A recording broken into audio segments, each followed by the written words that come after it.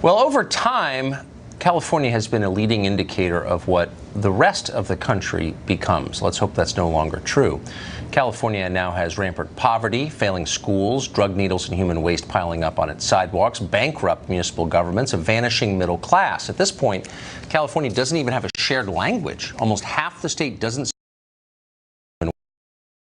Helps you find your ideal hotel for the best price. Hotel Trivago. Well, over time, California has been a leading indicator of what the rest of the country becomes. Let's hope that's no longer true. California now has rampant poverty, failing schools, drug needles and human waste piling up on its sidewalks, bankrupt municipal governments, a vanishing middle class. At this point, California doesn't even have a shared language. Almost half the state doesn't speak English at home.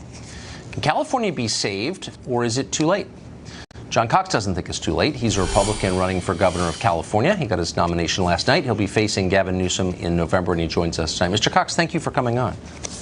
Well, thank you, Tucker. Thanks for having me. You grew up in California. You lived the California dream, and now the California dream is to figure out ways to get to Texas.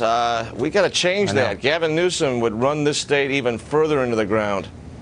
So what would you, and it's sad even to report on it, but it matters. It's the biggest state and it's a bellwether state.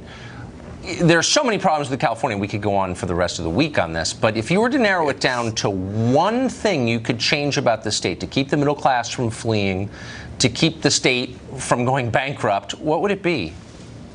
Well, I have to say it was the tax burden primarily. The gas tax has been really a problem here. A state senator, Josh Newman, was just recalled yesterday by 60%.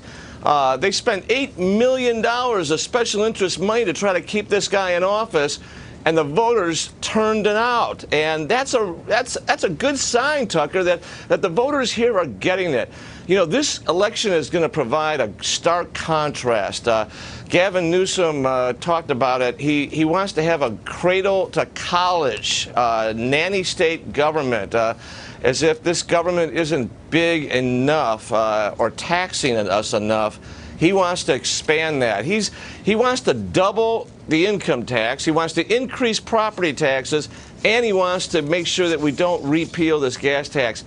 I say the people of this state have been taxed enough. They're going to rebel, and we're going to lead that revolt here. But, I mean, California owes more to its retired workers than it could ever conceivably repay. I mean, I just don't think it could ever repay that money. It's too much. And now they're proposing to give free Medicaid to illegal immigrants. So how would the state ever afford that, or any of this? Like, what is the plan going forward to keep that place solvent?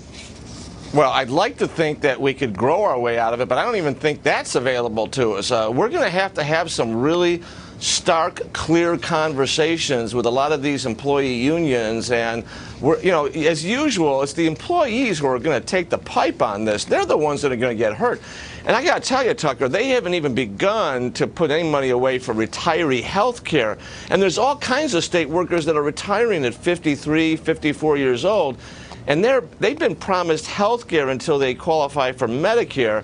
And as we know, Medicare is going broke at the federal level. So, the big problem, obviously, is that California can't print money, and its credit rating is hanging by a thread.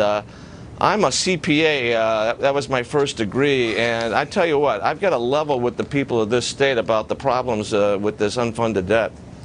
I can't imagine what it must be like to be a certified public accountant in California, to be a math guy living in a state that doesn't acknowledge the reality of math. It must drive you crazy. John Cox, thank you. Good luck. Godspeed. I appreciate the opportunity. Thanks.